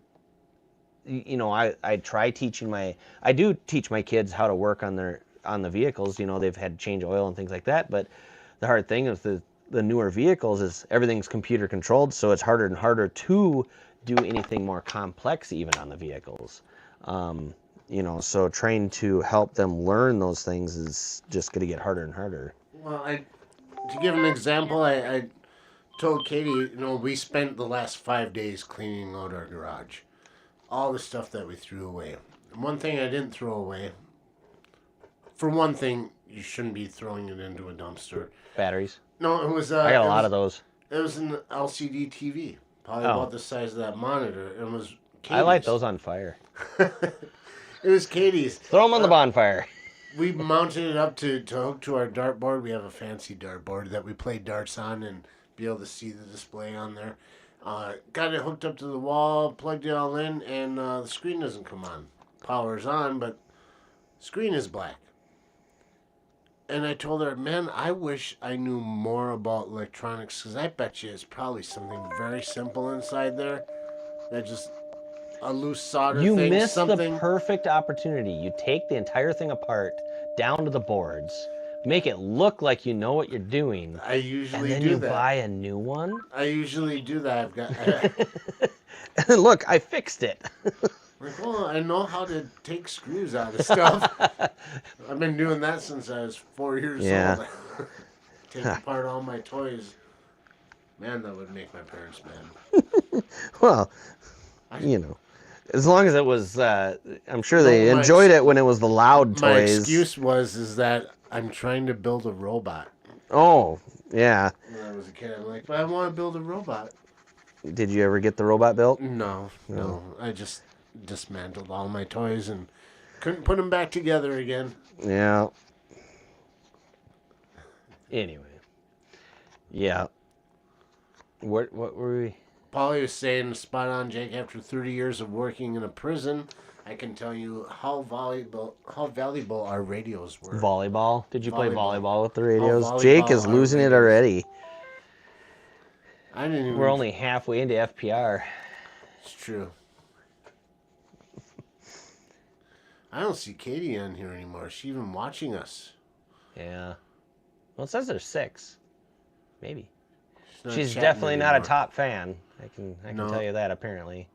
Polly's holding that spot in our hearts currently. She got all upset because you said something about her zip ties holding her battery onto the BK. Yeah. And she's like, She's going to have it JB welded together when you get home. Look, Jake, Yeah, we got- it's JB BK. we got to be able to take that battery off in order to charge it. It's Yeah. too thick to fit in the charge cradle. You need to find you a case for it and replace the case. Yeah. I've done that before. It's not too bad. I'll just 3D print my own. Very good. There are people that do that. That's how you get some of the fancy color cases for some radios, because it's something somebody 3D printed. I wonder if there's a file out there. I'll have to measure it all myself and CAD design. That's never going to happen. Maybe. Testing. So I've never seen DMRs that don't have a screen on them. Oh, yeah. What do you need a screen for if it's all pre-programmed? Especially in, like, suppose. business industry. You know, if I'm just handing this to somebody, like, hey, just talk to the other person on the other end, Right. you don't need to see the This fancy reminds me a display. lot of the The UHF. well, they are uh, UHF. What are they? The RDUs or whatever you got. RDU, Yeah, yeah. right there. 2040 or Yeah. something like that. Yeah. Yeah, these are your, they're little nicer than, like the CP 200Ds or whatever, or 150Ds, but little, still a basic radio, which you don't need much for. They can do, but like these can do some of the DMR trunking and stuff technically, but got them for a deal on the flea bay. So, yeah, just clean them up a little bit. The first one I pulled out was really dirty. I'm kind of glad the rest of these aren't too bad, but they came from a concrete cutting company. So the first one, No dusty. This is the first one I pulled out. I cleaned it up pretty good, but if you look in the grill from the bottom, you can see chunks in there still. Mhm. The rest of these aren't too bad, but that one definitely saw some front line work. Yeah. So, hello. Look at that. But Yeah, keeping Seem it to on be. the front of the belt loop instead of towards the back. yeah, Cutting some. seemed to be working. All of the batteries were completely shot in them. But yeah, I've spent a fair amount of time working on the radio systems in the prisons, at least the state prisons, prior to my current employer. The company I worked for took care of all their stuff. And there was a lot of, when it didn't work, people were not thrilled. I can say that. But making sure that it works.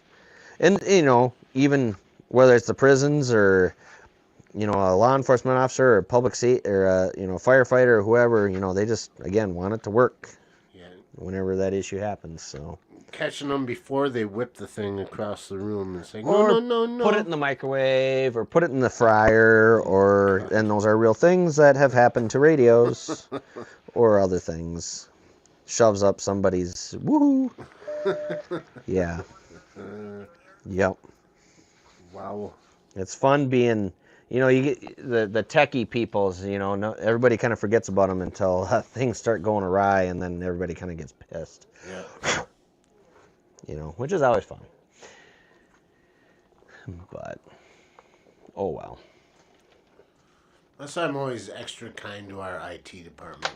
Yeah. 'Cause, They can also break your stuff without you knowing yeah. and blame it on somebody else. Mm-hmm. And the fact that they don't have a non-busy season. It's true. For them, it's all the time. Go, go, go. So as much as most people in most companies will get mad at the IT department and be like, oh, they never fix anything and they take forever to get back to you and what about me? What about me? But there's like, I don't know, thousands of people in a big corporation every hour asking them to fix their thing that there again, back to the thing that we were talking about. If you take a little bit of time to learn for yourself how to maybe troubleshoot, fix something. And you don't. I found a lot of times that you don't have to be an expert at something if you know the basic troubleshooting path of start. Pull the power plug, count to 30, and plug it back in. Start the simple thing, and move your way in and. Where in the process did it break? Learn how to find the answers. Yep. You don't have to know everything. You just got to know where to find the answers at. Yep. And nowadays, you got Google. You got Google. Chat GPT, help me out. Something, Yeah. Have the ability and the willingness, I guess, more than anything, To learn something new. try to figure it out yourself before making it someone else's problem. But And that is fun in my job. When myself and some of my coworkers call tech support from a vendor, it's sometimes fun depending on when we get finally in a relationship going with the tech support at a vendor, that's usually pretty good. But whenever they hire a new guy or a bunch of people turnover happens, it's always fun calling them and because they're used to getting phone calls of, hey, is the power on? Here's where the power button is. Things like that, And we're calling with a very complex issue that is usually going to get escalated to engineering. And then they give us questions like, have you tried rebooting it? Have you tried this? Have you tried checking, is the actual lights on? Does it have power? And it's like, yes, we have checked all of that. We have been troubleshooting this for, a day or two, But so that can be frustrating from a technician standpoint. right. But forwarding it on. Yeah, But but on the consumer end, oh yeah, I guess I've been frustrated on the consumer side of the same questions. Is like, but that's what they're dealing with Yeah. the rest of the time is people that have no idea what they're looking at. You know, it might be a cop that's calling in and be like, hey, our repeater quit working. Or not even that. They don't know their repeater quit working. They're just saying, hey, our radio's, the dispatch can't hear me now. Okay. Well, what are you using? I don't know, this, like, radio, this, it says, you know, KMC 25. Well, that's a speaker mic. What are you, are you guys, what kind of system are you on? I don't know, it says PD1. Okay. What agency are you with? Do you use a trunking system? Like, you know, and just, you know, having to get all the info because they don't know, you know. Not that that's their fault. They just don't, you know. So that's always fun. That's what I was always kind of when I realized this, and it was a short time ago, just from meeting you and knowing in the field that you're in, is that most of these agencies have no idea about the major tool they use every day for communication. It's true. Yeah. It is a frustration that there's really, even when it comes down to even training on proper radio etiquette of how far away the mic should be from your face, or when, you know, push then talk kind of a thing, and all of that is like the very basics. In my mind, I'm like, man, it'd be cool to be a cop because I could play with a radio all day. And they're like, they don't care. Yeah, well, Well, I play with a radio all day, and then I come home and I'm like, I don't want to play with radios. Some days, it depends. But that's why you'll find a lot of techs that do stuff with these types of radios all day long. The radio they play with at home has nothing to do with this type of radio. Yeah. It's usually GMRS. well, no, it's usually like HF or something like that, you know. But yeah, it's fun times. Hey, that radio works too. So far, I'm doing pretty good. No, I get it. When you have to do it all day, every day for a job, sometimes that's the hard part. But I love my job. Other side Some of it days, is some that, days I just want to punch a wall. right. Well, that's what makes a job a job. And it's usually call not. it- It's they usually call not it- so much the job. Sometimes it's just the phone calls I get that I'm like, "Are you serious that this is now my problem?" My dad used to tell me, of course it's not fun. That's why they call it work, and they don't Yeah. call it good, happy, fun time. And Yeah, I'm like, okay, Dad, I get it. yeah. I'm having throwbacks to my first stream. I was cleaning radios. That's true. Yeah. That box is over here somewhere. Still haven't done anything with them yet. I've gotten some of them surplus. It's just not enough time in the world. Day, whatever. That's true. Yeah. Oh, yeah. Well, yeah. So Paulie's asking about a screensaver there. That is an interesting question. Not, you know, I get it. You're joking, but there are things like that do come up. Whether it's your IT department or me being the radio / not really IT department, but we do some IT stuff. We have actual IT departments that do a lot of it. But, you know, I could use the actual towel and wipe this off versus my shirt. My kids would be mad. Would be like, Dad, you said we're not supposed to wipe things off on your shirt. Use your shirt. Yeah. Be a man. Be a man. Yeah, that guy's awesome. Anyway, yeah, you will get the weird, you know, someone will call in and your mindset is this piece of technology or this thing that I support directly, this person's probably having an issue with. And they're like, hey, this thing doesn't work. Okay, well, have you tried this? And then come to find out they are trying to troubleshoot some completely different thing that you guys, that has nothing to do with your agency, that's outside of the realm of you know, your scope of work or what your department or, you know, whatever your job set is able to support. And now you have to like kindly like, well, I'm sorry, this is something you're going to have to take up with X, you know, whether it's their own, you know, personal thing or whatever it might be. And it's like, hey, this is not, you know, something we can support. So that's always fun in the field of um, you know, hey, my flying toaster screensaver doesn't work. Well, I'm sorry, sir, but the IT department doesn't really care about your flying toaster screensaver. Yeah. We just need to make sure that all the computers are working and secure, and no one's hacking them and putting malware on them and stuff like that. So, Yeah. I had, speaking of the prisons, I could go on with a few stories about working on radios in the prisons, and they definitely are not glamorous for the people that were doing stuff. We'll leave it at that. Polly can probably read between the lines of some of the people he probably worked with, but just did not care about the equipment.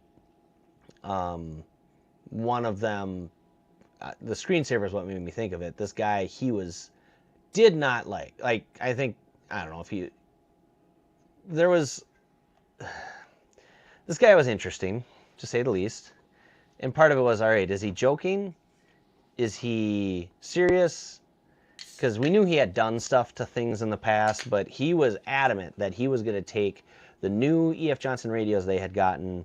E.F. Johnson, the original radios they built, are Viking radios, is what they call them. The Minnesota Vikings actually pay E.F. Johnson for that logo that they use. And so when the radios turn on, that Viking logo pops up. Well, if you're a good Packers fan, I guess, you're probably not going to appreciate that too much. So this guy was like adamant. He's going to get into that radio through the software and change that logo and change the firmware to make it be something else. I don't remember what he said he was going to do it. And there was a bunch of other stuff. He's like, I'm changing out the antenna and this and that. And it, some people that actually worked for DOC were like, you are not going to do this. And he proceeded to possibly try to do it and so on and so forth. And then I tried to tell him, you are going to wreck some, couple $1,000 radio and so on and so forth. Remember the old Vikings, yeah. Well, it's funny because So, not even his didn't belong to him. well, yeah, but you'll see people don't own it, and they treat it like they don't own it. I mean, some of the radios I saw like physically destroyed in vehicles that like the head, like this head right here on this radio, they'd take all those knobs on. They had screws shoved through the head that they had like manipulated while they were driving around the state. Yeah, it was, just insane things I saw. So, yeah. And you just, and a lot of it was people, they see the radio as a way that their bosses can get a hold of them and track them, not a safety tool, not a, hey, I need help, please send paramedics or send law enforcement or this or that. They saw it as they're just watching my every move, which not really possible, but anyway, so yeah, you probably had the big HT 1000s or MT 500s or something like that. But yeah, there were some big ones back in the day. I got, at my desk at work, I got a couple of the old radios sitting on top of the top shelf there just to have them sitting there. And they're definitely big. And honestly, the interesting thing is while the radios have gotten lighter, a lot of it because of the battery, and obviously the boards have gotten smaller, but the radio size in some ways hasn't changed much. Some of the really big radios, they just changed in size mainly because the batteries are smaller. But a lot of the main public safety radios are still a decent size. And a lot of that has to do with a lot of times you're manipulating with gloves or you have to manipulate in austere environments when it's raining or if you have some type of fluid or other things that we don't need to get into on your hands. So, and, if you run out of bullets, you can always throw the radio at them, right? Mm-hmm. Yep. It doesn't really work for firefighters. You throw the radio and it just causes an explosion in the fire, not really put the fire out. You see a lot of that in the firefighter radios or DNR or wildland fire radios where they have to wear gloves. Yep. So those radios are generally pretty chunky. Yeah, if you're lucky, especially in the prison system. Nice thing is pretty much now everybody has one, which is nice. You at least have that investment, at least in the state system. I'm not sure which system you were in, because I know we have the Oxford Correctional Facility. A couple buddies of mine that worked there in maintenance, but yeah, the newer, and the nice thing is the newer systems. They're now on the statewide trunking digital systems, so definitely an upgrade from some of the radios I was taking out of vehicles. They still had low band radios in them when we were switching them over to P25 trunking. That's night and day. At least then they're getting to these other frequencies where you don't have to have a mile-long antenna on anymore, too. Yeah. So, Well, now they'll be all transitioning to 800 meg here. So 800 in the vehicles. So. But on portables, I mean, Yeah. a 7-800 antenna can be short. Do nice. they use the shorter ones on portables? You can. Yeah. I mean. Yeah, I mean, ship with it, though. The prisons typically don't use the stubby antennas because while they have a site on site, there's still some underground, or I mean, think about the walls and how a prison is built. It's not built for RF to penetrate very well, even on 7-800. So having the stubby antenna can be okay, but a lot of times you still want the bigger ones. So nice. You just got the new ones right before you retired. I know there was some facilities had a lot of groaning and heartaches about them, and some of it had to do with they weren't the right brand that they wanted, but or what they were used to, and I think some of it just comes down to the change thing. But I think in the end it was definitely nice. I know some of the facilities didn't like that. Now all the facilities were kind of on the same system and could technically talk to each other and things like that, and maybe a little invasion into everybody's own castle, if you will. But as far as safe, I would hope that it was definitely better in the long run for safety and security. And now you can actually talk to your transports, when they're all the way across the state or down at the hospital or wherever. So, but yeah, concrete and steel. And some of the prison camps, they're still just using, some of them are on, VHF simplex or something like that, but they're, basically like a Boy Scout camp type thing, just with prisoners. It's actually kind of funny going to some of them. You're like, I kind of want to go here. This place looks nice. Yeah, and got a lake and everything. Night? Yeah, how much per night? But, yeah. Oh. Well, did we solve all the club things? I think so. I think we had a lot of good points, and we got our agenda written up, which is a big thing. Now we don't have to talk about it later. We can just ignore it for the rest of the week and move on. Instead, we can play with Meshtastic. Yeah. We've been playing with a few different things. I may or may not have ordered a couple more boards here today. Mainly because I'm like, oh, I need a couple more boards because I don't have a couple right now. Where did they go? I don't know. But it gave me an excuse. I can order some more radios. I just gotta get my 3D printer up and going and learn that. Yeah. Because I mainly want print cases for different boards. Well, I was thinking about that. I have. Boards, I should go get it. And this is like an Amazon special. Don't knock you off there. A very low center of gravity. Yeah, but it's on a high chair, kind of. I'm in my high chair. Yeah. So we could something like that. What I'd like to do, and I gotta look. I think I have some little project boxes. Well, we just take a project box. What? Yeah. Yeah, it's an end connector. Because that's totally easy to see on the stream. I like your grin there. Oh, there you are. There's the giving me the shaft. Give me the shaft with the rounded tip. Yeah. Yeah, just like that, the dangle. The sweet Polly member said, oh, we should call it that. It's not going to be the associate membership. It's going to be the Poly membership. Everybody will be like, who's Poly? The sweet Poly membership. It'd be funny if we do have a Paul join at some point and be like, oh, you made me a membership. Yeah. Yes. Like other than Polly join. You're like, Yeah. yes, Yeah. that's Like why we somebody did that. come to you in person. Oh, you made it cheap for me. Yeah. Or really expensive. I guess we haven't decided what the Poly membership's going to be. Well, if your name is Paul, you get 20% off. But back to Meshtastic, because so Jake has some boards. I don't have any sitting. Well, technically, actually, I do have one. I should try to resurrect this one. This board. This one's much less than what he's got, but this one was having issues and it seemed to die on me. But basically, if we got a little plastic project box, which I do think I have some, I just have to go dig over into the shelving over there, which is a mirrored, it's basically like a junk drawer in the basement. Take the plate off, or leave the plate on, whatever.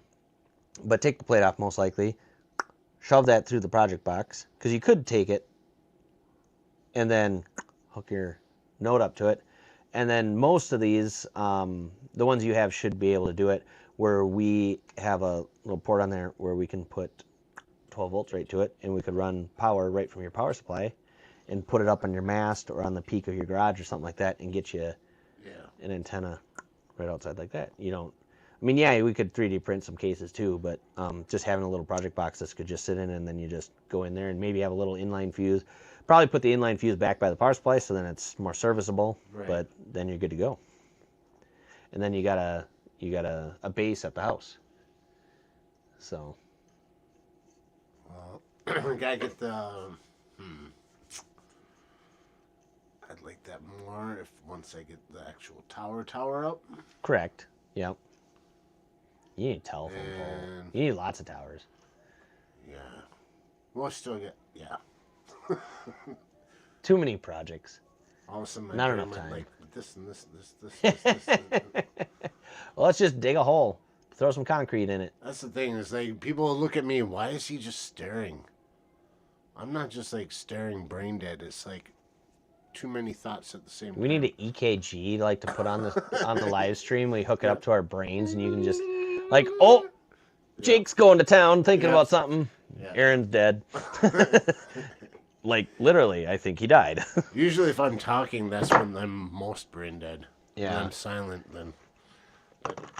Yeah, I think I got ideas for getting my solar equipment moved around, and a lot of that's come about since cleaning out the garage, having lots of ideas of how I'm gonna go forward from here, but you know, it's all a matter of time.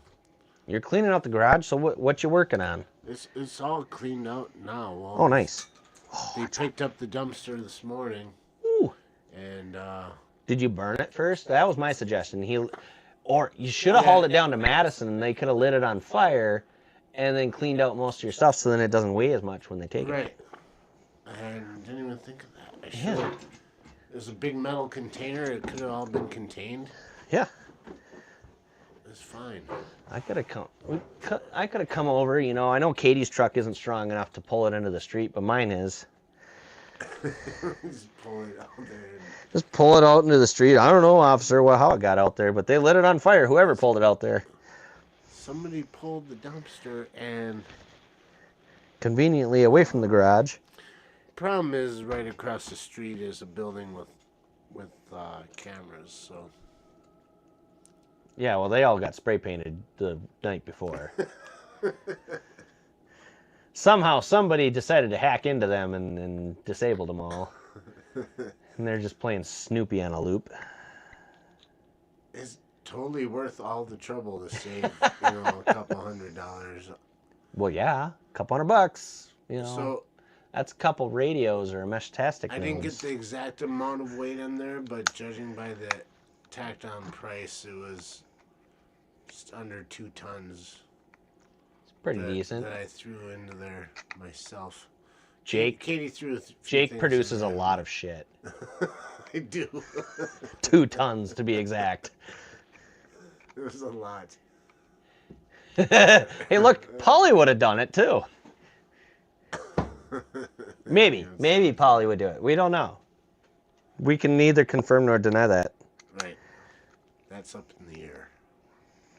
See, where I live, I just light it on fire. I would too if I was a country boy, and I am one, but I'm living in town.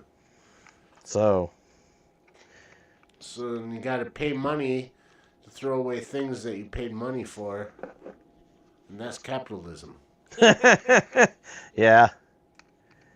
What happened? So, what is it with all the junk mail and all the stuff I don't pay money for that I get in the mail that I burn? What is that?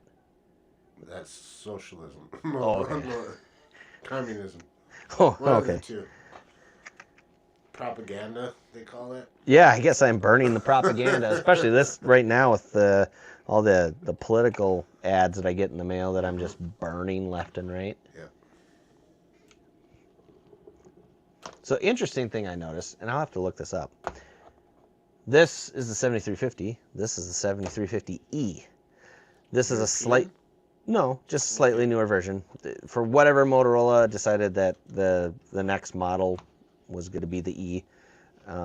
What they changed, I don't know. Obviously the case is slightly different. But one thing I noticed is the speaker seems to be way louder in that one than that one.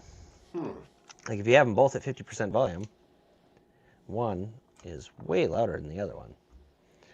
So that might be one upgrade they did to the E, is went maybe from like a half-watt speaker to a 750 watt, a half-watt speaker to like a 3/4 watt speaker or something like that. That was a common thing maybe 8-10 years ago, where they were kind of battling out who was going to have the loudest speaker, especially in industrial style radios. Right. So that's a huge selling point Yep. for noisy Can you hear it environments. over everything? Yeah.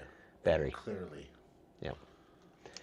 I can see clearly, or I can hear clearly now. It's got to turn on first. The computer has to boot up. One, two, Wow. and they're both I can like barely straight even back. hear that one over that one. One. Yeah. One. Now that A little closer at 3/4. one. So that's probably about the same. But yeah, it probably, the knob probably has to be up another 25% roughly to match the volume, which is, as long as they're balanced, that's fine. At first I thought there was an issue with one of these radios because I only had 2 of them cleaned up and Does programmed. the volume output greatly affect? I would think that would greatly affect battery life. It can. Depending on how much you're. If you're just listening. I mean, the radio's always gonna use less battery when it's receiving anyway, Right. but the radios are always, they typically are always gonna be able to calculate, like, here's your potential run time, with this size battery, with a, what are they? I think it's a 25. Is it a 5.5? I'm trying to remember the ratio, but it's like, so much standby time, so much listening, and then so much transmitting time. And usually the standby and the receiving time is more than your transmit time, because typically if I'm on a crew, if there's 100 people on this channel with me, I'm, maybe only talking 2 or 3% of the time, versus how much I'm listening. It just depends on, what the industry you're in or what the use case is. Obviously events or something like that, you might be a little more, but I found a lot with radios too is that some can get super loud, but the speaker distorts, especially in your inexpensive radios. But even these, if you crank it, it will distort. It can distort. So, should just look it up real quick. The E stands for exactly the same.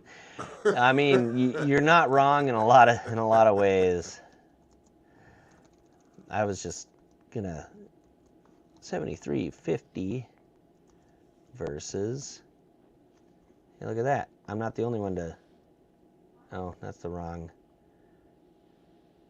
8% better range supposedly. I'm curious how they accomplished that. Yeah. I like that. When they come up with that. Oh, so it added Wi-Fi, Bluetooth, better waterproofing. So it's IP57. Oh, interesting. So this, the non-E, this one, is IP57. So it's submersible for 30 minutes in 1 meter, versus these are actually IP68 for better dust and water. So that's interesting. And and these are also supposed to be better on battery life, versus 14 to 21 hours, 28 to 29 hours, which is with a high capacity battery anyway. And then of course the E's all have Wi-Fi batteries, so you can actually program them via Wi-Fi. I don't have these set up for that. The radios at work we have set up like that, and it's really nice because I can myself and a couple others actually manage our entire fleet across the entire state of 1,400 radios, with basically a server that they all call home to via Wi-Fi and so on and so forth. So that's kind of nice. And overall audio performance, and a better accelerometer for man down. So Jake can take this to the crapper, and when he goes down in the crapper, it'll alert us. Yeah, when the legs go numb after sitting there for an hour, scrolling through Facebook or wherever. When I get back up again... Help, I've fallen and I can't get up. Yeah, you just gotta make sure the radio is on you. Yeah. When you're doing that. If it's sitting somewhere, no one's gonna know. No one's gonna come for help. But it's probably just exactly the same, but we charge you more. Mm-hmm. That sounds like the Moto way. Yep. So, but I don't know. I think these will work out pretty well. I just need to get the rest of my batteries. I ordered some more batteries because all 7 of them, all the batteries are shot, which is to be expected. Curious. I'm not sure how old these are. I think it's still a current model, I believe. But that doesn't mean it hasn't been out for 5-6 years. So there you go. So the UHF capable. It's definitely not the UAL one. UL one. No programming. Sold out. Okay, they have an intent to cancel notification has been issued. Okay, so these were discontinued in 2023 and replaced them with the R7. The R7 is definitely not the same as these. But because the R7 is that. Ooh, big old screen. But maybe they have one. Okay, so they do have an R7 without a... The top buttons, or top knobs look the same. Yeah, they have an R7 that doesn't have a display. Oh. Otherwise, the R7 has the like Android interface or Android style, yeah, little fancier. So this has been discontinued for 3 years. So, but it'll work just fine for us. 3 years ain't bad. That's not too far. Yeah. Well, and according to what I was seeing is, they actually, well, this is this site, but this place is looking $1,000 to $1,200 for this. That's insane. It's only a 32 channel radio, and we definitely did not. Nice. I paid that for all 7. About a little less. Like here's a place that's actually selling them for. Okay, computer, you want to jump around? Yeah. No programming, ship as is. Add cart for pricing. I love those sites. But yeah, even here, one on eBay, $500. And yeah.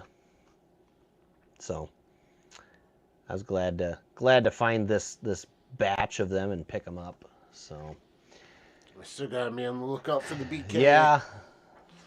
Burger King. He wants a Booger King. Booger King.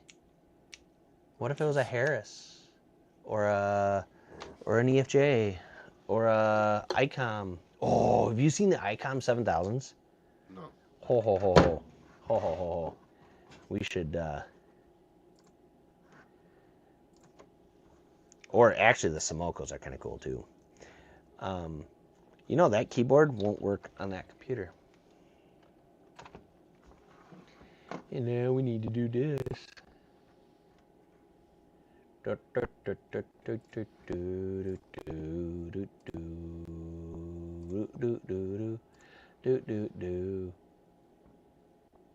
There we go. So ICOM America. We'll go to ICOM. Come on, when we get there.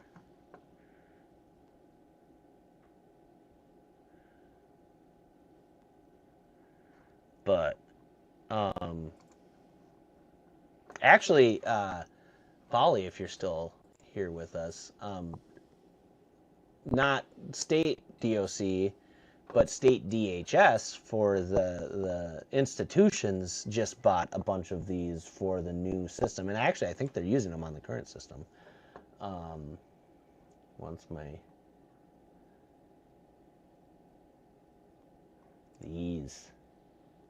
they're that size.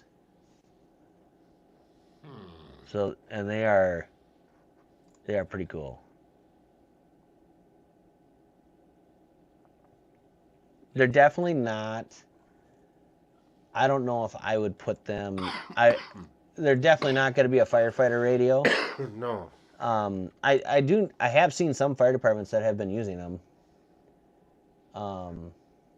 But with the knobs and stuff, that's going to be hard to manipulate with a gloved hand or anything. But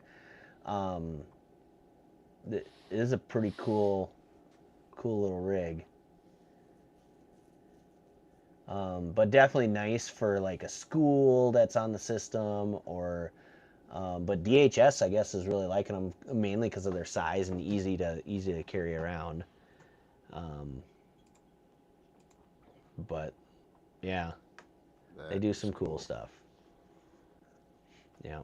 I do love ICOM for that. They just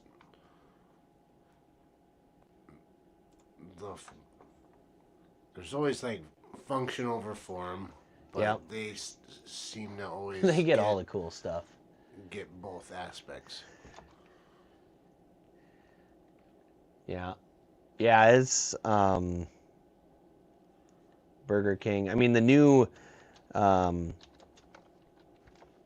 BKs are quite different than what they used to be. Very different form factor, very way larger, bigger than the EFJs, the Vikings or the ESs or whatever. But they are get rid of.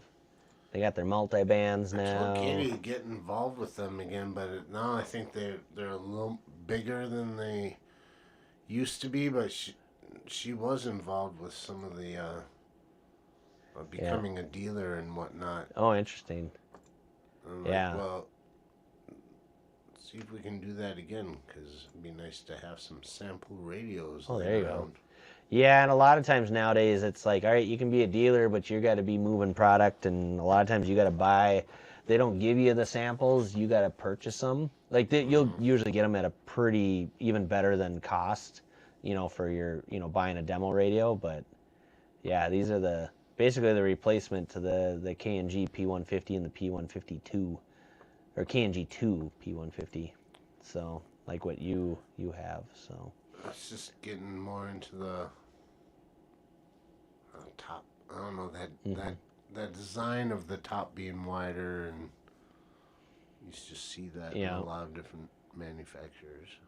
Yeah, well, and a lot of that is the desire to be able to manipulate it because, top displays. Nowadays they're always like, oh, you need to change this channel for this or this channel or what have you. But, well, are we? Probably getting to be that point. I think so. We're going on 2 hours now. 2 hours. Yeah, I think we got an agenda written.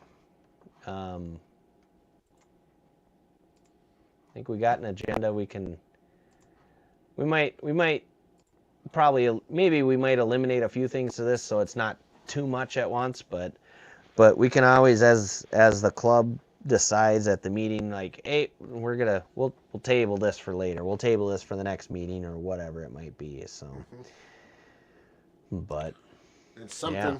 Something It's better than something. nothing. Yeah. But Cool. all right. Well, All of a sudden, Katie's in there with a oh, she came back. She woke up. We put her to sleep with all the agenda radio talk stuff. or something. Yeah. Time to shut her down. Time to shut her down. Time to use the bathroom. Are we gonna change the name of this channel to Radio Geeks? Radio geeks. Geeks and noobs. Geeks and nerds. So I got a question. Which one do I click? I've tried them both. I don't remember which, because one of them I figured out actually just kills it instantly, and then anything that hasn't And streamed. broadcast. You don't see that on yours? You're gonna have to wait until I use your bathroom. Okay. Apparently we're on a bathroom break. Instead of stopping the stream first. Wait, what?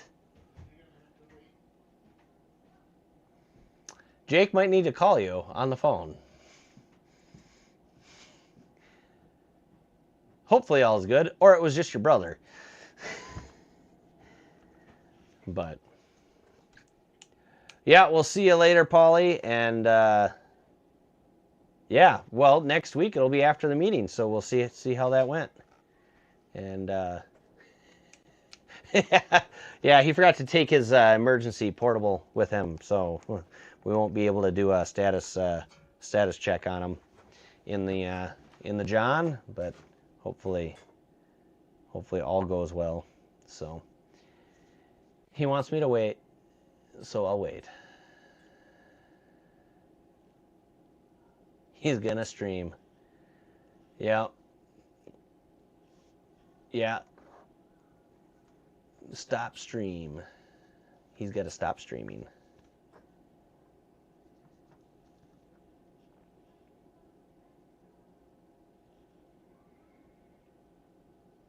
Yeah, now it's the dead air until I get my cohort back. Because he'd be sad if we kill it without him. This is when you just start drinking more.